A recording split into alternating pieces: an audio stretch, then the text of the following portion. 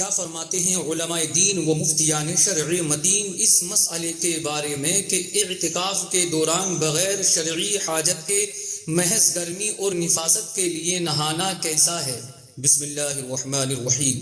الجواب بعون الملک الوہاب اللہم ہدایت الحق والصواب۔ معتکف کو مسجد سے نکلنے کے دو عذر ہیں، ایک حاجت شرعی مثلا جمعہ کے لیے جانا جبکہ اس مسجد میں جمعہ کا اہتمام نہ ہو، دوسری حاجت طبعی جو مسجد میں پوری نہ ہو سکتی ہو جیسے پاخانہ، پیشاب، استنجا، وضو اور غسل جنابت۔ اگر فنائے مسجد میں وضو اور غسل کے لیے جگہ بنی ہو تو باہر جانے کی اب اجازت نہیں۔ بخاری شریف کی حدیث پاک ہے کہ حضرت عائشہ صدیقہ رضی اللہ تعالی عنہا سے مروی ہے، وہ فرماتی ہیں سرکار صلی اللہ تعالی علیہ وآلہ وسلم مجھ سے جسم مس کرتے تھے حالانکہ میں حائضہ ہوتی، اور اپنا سر مبارک بحالت اعتکاف میری طرف نکال دیتے تو میں آپ کے سر انور کو دھو دیتی تھی حالانکہ میں حائضہ ہوتی۔ اس حدیث سے ثابت ہوتا ہے کہ دوران اعتکاف غسل کے لیے مسجد سے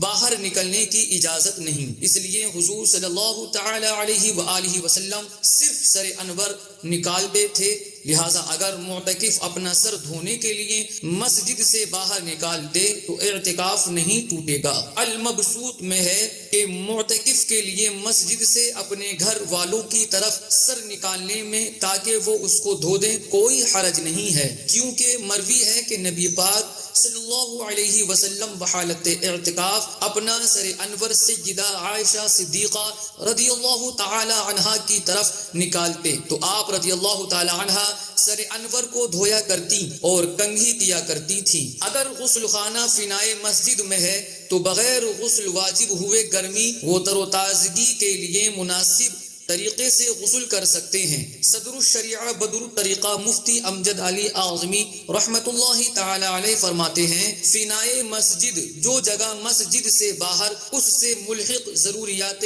مسجد کے لیے ہے، مثلا جوتا اتارنے کی جگہ اور غسل خانہ وغیرہ، ان میں جانے سے اعتکاف نہیں ٹوٹے گا۔ فنائے مسجد اس معاملے میں حکم مسجد میں ہے۔